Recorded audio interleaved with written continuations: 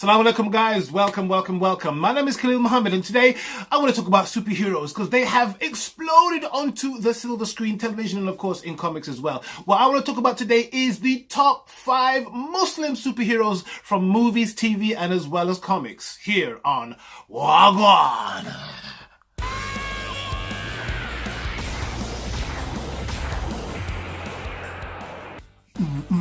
That's right guys, Muslim superheroes, they do exist, believe it or not, they are out there. And this is why I'm doing today's show, to sort of highlight that for you, inshallah. Yes, of course, we're going to talk about 5. There are probably more, but we're just going to stick to the 5 that I know of. If you know of any more that I've not mentioned here in this breakdown, this top 5, please comment below, let us know who they are so we can all enjoy and benefit from as well.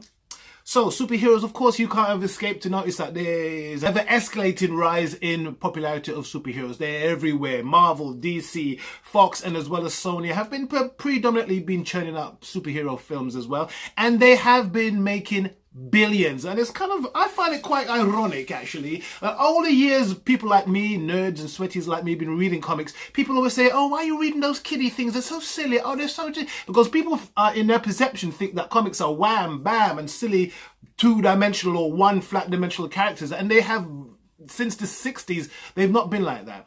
And now that you're watching the films and everyone is enjoying it, look at the popularity of the Black Panther film. That's just to speak of just one of the films that in itself has made $1 billion.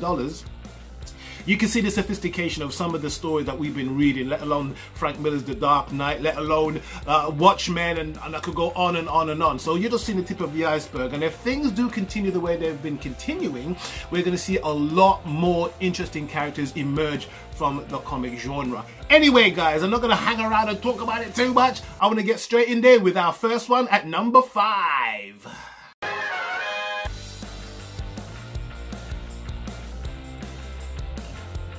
That's right guys, the Green Lantern known as Simon Baz. Now, just in case you don't know, right? In the comics, in DC Comics, the universe is divided into 7,000 different sections, okay? And our section of Earth is 2814, and each section has been allocated to a particular Green Lantern. Traditionally, Earth's guardian has been Hal Jordan, but in the last couple of years, an individual by the name of Simon Baz has emerged as the Earth Protector or the Sector Protector of 2814 as well. Simon Baz came to prominence. To be honest, he's not in the most admirable way as well, but I suppose it shows that he's just human like anybody else. He got into a bit of crime, but what happens in the mythology of the Green Lantern is that the ring chooses you, okay? You don't choose yourselves, and the people that bestow the rings, the guardians of the universe, they don't choose. The ring will choose the purest of heart, and the ring chose Simon Baz, and Simon Baz has become one of the most popular and well sought after Green Lantern, let alone Muslim or otherwise superheroes on the superhero landscape. So that's number 5, Simon Baz. What about number 4?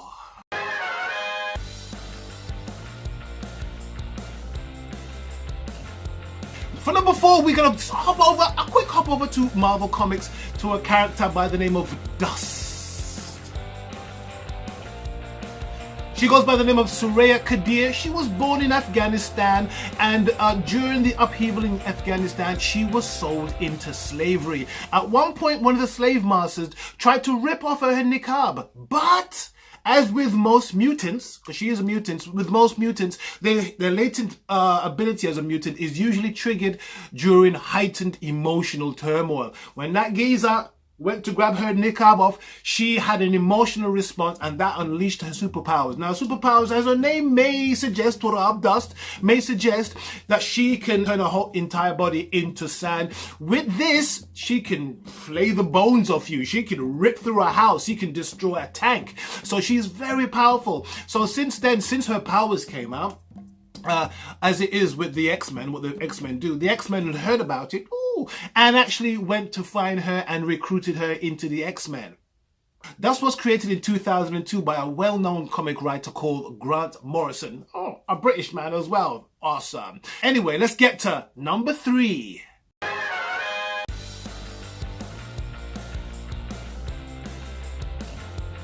Now, number 3 is not a comic character. It's more of a TV character. It goes by the name of the Burka Avenger. I'll be honest with you, I've never actually seen one, but I've seen clips of it, especially doing the research for this show. And I must admit, she's got a pretty cool costume, and I really enjoyed some of the action of it as well. It's very funny. Her secret identity is Jiya. She was created in 2003 by a very well-known pop star in Pakistan going by the name of Haroon. Anyway, she has the ability to throw books and pens in defense of, you know, the innocents around her. And part of her disguise is to wear a burqa, a black burqa. And the thing is that it's about her that in her normal everyday life, she doesn't wear any hijab or anything. She's just a regular teacher as well, which is quite interesting. The show has proven to be very successful, and that is why I've decided to include it here on our top 5 Muslim superheroes. Anyway, let's get back to it.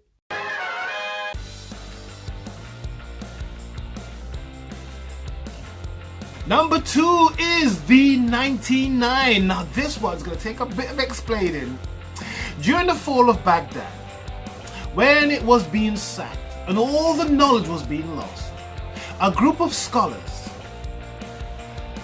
found that the invading Mongols, I believe it was, throwing all the books of hadith and wisdom into the river.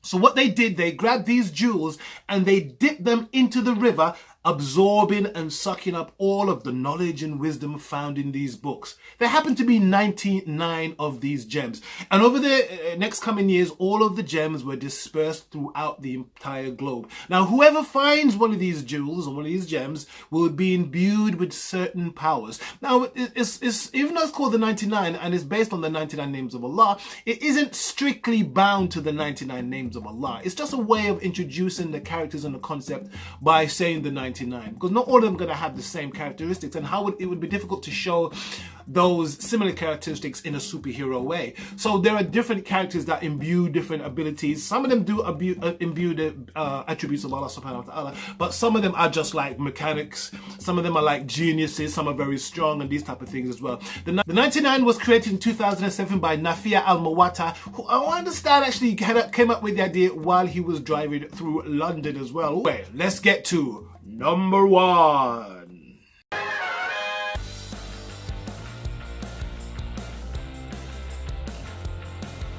Number 1, once again, we're going back to comics and we're going to be talking about Kamala Khan. Kamala Khan is the present lady superhero known as Ms. Marvel, a title that was the moniker of a different superhero before who abandoned that title.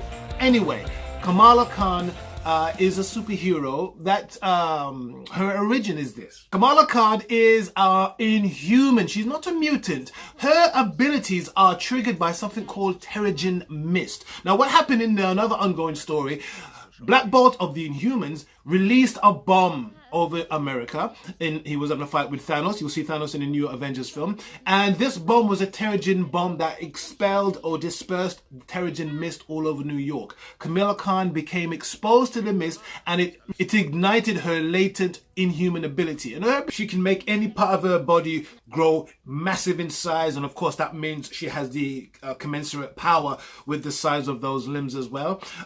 She can also morph and shape her face into any person that she likes. She has joined the Avengers and she is very popular, which is one of the reasons why I placed her as number 1 on my list. She has had such a fantastic reception by Muslims and non-Muslims across the board. Kamala Khan, there is talks of her having a film made or maybe a Netflix series as well. Either one would be absolutely fantastic. So guys, I hope you enjoyed my top 5 Muslim superheroes. If there's any I've left out, like I said before, please put them in the notification down below. If you've not subscribed yet to our channel, please make sure you do that. Subscribe, like and share, inshallah. I look forward to speaking to you guys real soon, inshallah, here on Wagwan.